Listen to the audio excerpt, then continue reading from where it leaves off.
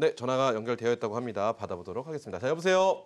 네, 안녕하세요. 네, 안녕하세요. 반갑습니다. 네, 반갑습니다. 네, 자, 전화 주셔서 감사하고요. 어떤 종목 궁금하셔서 연락 주셨나요, 어머니? 하나금융지주. 하나금융지주요. 매수가 예. 비중 어떻게 되세요? 30%에 43,000원. 30%에 43,000원. 자, 어떤 고민 저희가 해결해 드리면 좋을까요? 아, 이걸 며칠 전에 잡았는데요. 네. 금리 인상이 된다 해가지고 다른 종목을 수익을 좀 보고 이걸 갈아탔어요. 그래서 제가 잘했나 못했나 싶어서 고민이 돼가지고 예. 네, 그래요. 그렇다면 저희가 하나금융지주에 대한 전망 해드리면 되겠죠? 네, 네. 네, 알겠습니다. 자, 파트너님 어떻게 보시나요? 자, 일단 뭐 결론을 먼저 말씀을 드리면은요. 네. 일단 들어간 위치가 나쁘지는 않아요. 먹고 나오시는 데는 문제는 없을 것 같고.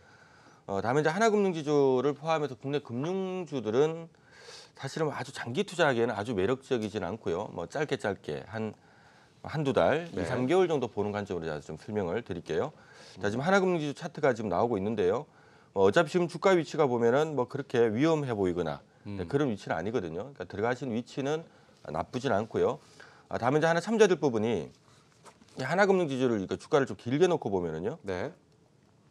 자, 이 안에서 어떤 느낌이 오는지 모르시겠습니다만은 여기다 줄을 한번 이렇게 그어보면 일반적으로 지금 거의 한 8년, 10년 동안이죠. 2005년도 이후로 10년이 넘었는데 가만히 보면 박스권입니다. 그러니까 우리가 어떤 기업들께 두들겨 보면 박스권이 길게 떨어지는 기업들이 있거든요. 네네. 그러니까 박스권이 길게 떨어진 기업들의 공통점이 뭐냐 하면 이익은 매년 따박따박 안정적으로 내는데 이익이 늘지 않는 기업들이 대부분입니다. 그래서 하나금융지주는 지금 차트처럼 긴 흐름에서 지금 보시는 것처럼 굉장히 오랜 기간 지금 박스권이고요. 일반적으로 이제 경기가 안 좋거나 어떤 금융시장이 좀 불안하고 할 때 좀 심하게 빠졌을 때, 자 이럴 때는 보통 사면은 좀 제법 먹긴 먹는데 이게 지금 언저리 부근에서는 길게 투자해가지고는 썩 먹을 자리는 아니라는 거죠. 그래서 미리 결론을 말씀드리면 지금 들어가는 위치가 나쁘지는 않은데 이 위치에서 길게 끌고 갈 위치는 아니고요. 한두 달 좀 짧게 보고 뭐 적당한 수익률. 하나금융지주가 보통 뭐 20%씩 수익 내기가 이 위치에서는 네. 쉽지가 않거든요. 그러니까 막 5에서 한 10% 정도만 먹고 나온다라고 생각하시는 전략이 좋을 것 같고요. 얘기 나온 김에 하나만 더 봐드리면 네네. 여기 기업 분석 잠깐 보시면 하나금융지주가 올해 예상 순이익이 2조 3천억이거든요. 그러니까 작년에 2조인데 올해 2조 3천억. 꽤 많이 벌죠. 그래서 2조 3천억 정도 버는데 중요한 네. 거는 내년에도 2조 3천억이에요. 그러니까 이익이 늘지 않으면 주가는 보통 박스권 떨어진다는 걸 염두를 하시고요. 그다음 1년에 한 2조 3천억 버는 회사가 지금 시가총액이 12조 8천억밖에 안 하니까 주가는 싼 건 맞는데 네네. 중요한 부분은 이익이 늘지 않기 때문에 과거에 봤던 것처럼 계속 박스권이라서 지금 자리에서는 좀 짧게 한두 달 안에 한 5에서 10% 정도만 타겟팅을 하고 접근하는 게 좋겠다는 얘기 드리겠습니다. 네, 좋습니다. 자, 이렇게 해서 첫 번째 종목 고민 주신 우리 하나금융지주의 종목 고민을 주신 어머님의 고민을 해결해 드렸습니다. 또 다음 전화 연결되어 있다고 합니다. 자, 여보세요? 네, 안녕하세요. 네, 안녕하세요. 반갑습니다. 네, 반갑습니다. 네, 자, 어떤 종목 궁금하셔서 전화 주셨는지 여쭤보기 전에요. 네네. 우리 김문석 파트너와 친구세요? 네, 친구 추가했습니다. 잘하셨습니다. 자, 네. 어떤 종목 저희가 해결해 드릴까요? 네, 셀트리온이요. 셀트리온요. 매수가 비중 어떻게 되세요? 322,500원이고요. 네. 비중은 85%입니다. 비중이 높으신데 손실이 또 크십니다, 지금. 네. 그렇죠. 그래요. 저 어떤 고민을 저희가 도와드리면 좋을까요, 어머니? 뭐 장기적으로 지금 제가 보고 했는데 네. 적대도 한번 매수했는 적이 있었거든요. 그래가지고 앞으로 전망이 어떤지 계속 들고 있어도 괜찮은지 그게 궁금합니다. 그래, 향후 전망에 대해서 궁금증을 해결해 드리도록 하겠습니다. 대표님 어떻게 보시나요? 셀트리온. 참 셀트리온. 네. 그래요. 자, 아무튼 32만 2천 원인데 일단 매수하신 가격은 잊으시고요. 네. 우리가 주식을 항상 평가할 때는 내가 얼마에 샀는가 매수 가격은 사실 잊어버리시는 게 좋아요. 사실은 내가 뭐 사가지고 먹은 상태일 수도 있고 또 사서 잃은 상태일 수도 있는데 뭐 먹었다고 해서 뭐 잃었다고 해서 못 팔고 또 네. 먹었다고 해서 무조건 팔고 이래서는 안 되는 거잖아요. 그러니까 냉정하게 지금 위치에서 셀트리온이 앞으로 어떻게 될 것인가를 좀 생각을 해보고 지금 비중 85%나 가지고 계신데 이걸 어떻게 감아둘까 조정을 할까라는 부분을 결정해야 될 것 같은데 우선은 다행스럽게도요. 최근에 분위기가 좀 살아나고 있어요. 네, 외국 기관 매수도 좀 들어오고 네. 분위기도 좀 살아나고 있고요. 또 미중 간에 여러 가지 좀 불협화음이 많기 때문에 시장의 돈이 약간 경기 방어주 쪽으로 좀 이동하는 경향도 있습니다. 하다 보니까 지금 셀트리온이 딱 경기 방어주, 시가총액 큰 기업들 가운데서는 또 경기를 방어할 수 있는 기업이기 때문에 요즘 지금 수급이 붙고 있어서 다행스럽게도 지금 분위기는 좀 더 밀고 가는 분위기거든요. 30만 원도 한번 뚫어내지 않을까. 사신 가격까지는 조금 힘들 것 같긴 한데 네네. 적어도 한 30만 원 돌파 정도는 나올 수 있을 것 같은데 자 문제는 그 정도 갔을 때 즉 30만 원을 한번 넘기는 모습이 나왔을 때 이걸 들고 가기보다는 저는 개인적으로 조금 정리를 하시는 게 맞지 않나. 왜냐하면 이 주가라고 하는 것은 이렇게 보시면은요. 이 주가라고 하는 것은 신나게 올라갈 때가 있고요. 네. 또 한번 박스권 떨어지면 막 1년씩 박스권 떨어질 때가 있는 거거든요. 그러니까 지금 셀트리온 자리는 제가 볼 때 신나게 올라갈 자리는 아니고 좀 지루하게 박스권이 올 하반기까지 계속 이어질 자리고요. 심지어는 그 흐름이 내년까지도 저는 이어질 가능성이 있다고 봅니다. 네. 그래서 왜 이제 그런 말씀드리냐 하면 제가 일전에 그런 얘기를 드린 바가 있는데요.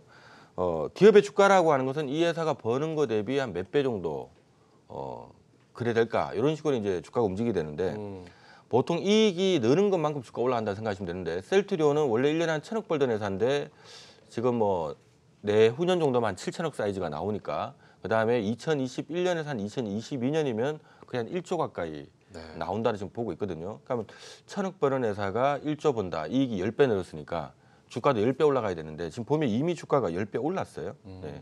그러니까 이미 주가가 3만 원대 출발해서 30만 원 근처 왔으면 10배 올랐다는 얘기니까 10배 올랐다는 얘기는 뭔가 미래 좋아진 걸 반영하고 있다는 거죠. 네. 그래서 우리가 지금 최근에 삼성전자나 SK 하이닉스도 보면 돈 잘 버는데도 불구하고 박스권 떨어진 이유가 올해 대비 내년도 이익이 좀 안 늘 것 같다, 멈출 것 같다. 이것 때문에 그런 건데 지금 셀트리온 같은 경우도 뭔가 올해 대비 내년 대비 내후년 돈 더 많이 버는 건 맞긴 맞는데 문제는 이걸 좀 선반영한 수준한 거죠. 그래서 업계에서는 셀트리온에 대해서 적정 시가총액을 한 40조 원 정도, 주가를 환산하면은 한 35만 원 정도 제시를 하고 있는데 문제는 이제 35만 원을 목표가로 제시하다 보니까 35만 원 가면 아무도 안 사는 것 같아요, 분위기가. 네.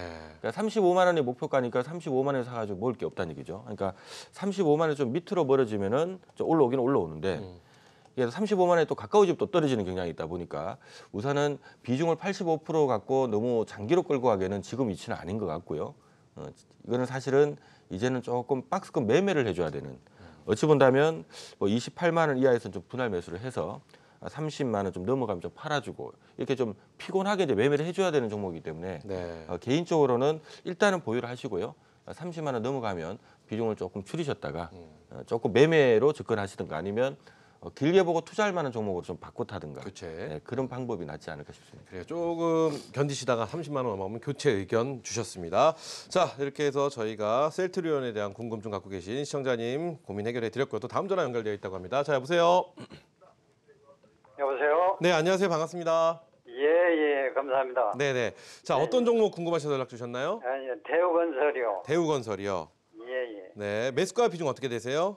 6,700원하고 20%요. 6,700원에 20%. 현재 손실 중이시네요. 예. 그래요. 저희가 어떤 고민을 해결해 드릴까요, 아버님? 이게 지금 더 한두 달 정도 더 가도 될 건지, 뭐 손절하고 매도를 어느 시점에 해야 될 건지. 앞으로 향후 전망이 궁금하신 거네요. 그렇죠? 예. 보유를 하셔야 될지 아니면 이쯤에서 예. 좀 교체를 하셔야 될지에 대한 궁금증. 예. 그렇죠? 자, 알겠습니다. 전화 잘 주셨습니다. 우리 김문석 파트너께서 해결해 주실 겁니다. 네, 자 일단 결론적으로 지금 가격 팔 필요는 없고요. 다만 이제 6,700원 사신 가격까지 가는 데는 조금 시간이 걸릴 것 같아서 대략적으로 제가 가격을 한 6,000원에서 6,500원 사이 그 정도에서 좀 끊고 나오시는 게 좋지 않을까 생각이 듭니다. 자, 긍정적인 얘기부터 먼저 좀 드리면요. 이 대우건설 5,000원에다 제가 줄을 꺼드리면 자, 5,000원이 뭐냐 하면 액면가거든요. 우리가 회사가 사라지지 않는 한 일반적으로 액면가가 깨지지는 않습니다. 그래서 대우건설이 이제 5,000원에다 줄을 그어놓으면 보시면은요. 5,000원 밑에서는 뭐 그렇게 내려앉거나 이런 종목은 아니에요. 네. 지금 보셔도 뭐 느낌 오시겠지만 대부분 5,000원 부근에 오면 올라가거나 하여튼 5,000원 부근에서 빠지거나 이런 종목은 아니니까 여기 손댈 필요는 없는데 중요한 게 이게 어디까지 갈 수 있는가라는 부분인데 사셨던 가격이 6,700원인데요. 여기 지금 얼추 봐도 매물이 꽤 많이 걸려 있는 상태라서 좀 길게 보면은 6,700원도 충분히 갈 수는 있습니다만은 최근 일단은 뭐 대우건설 일단 주인 찾는 작업이 상당히 좀 지지부진한 상태다 보니까 주가가 제가 봐서는 5,500원 이하에서 좀 하방을 잡되 6,000원 정도 넘어가면은 이전처럼 상투에 걸릴 가능성이 높기 때문에 조금 아쉽지만 일단은 보유를 하시고요. 6,000원 넘어가면 뭐 거기서는 세게 붙기는 조금 시간이 걸리니까 그래서 좀 정리를 하셔서 좀 바꿔 타시는 것이 좀 편하지 않을까 싶습니다.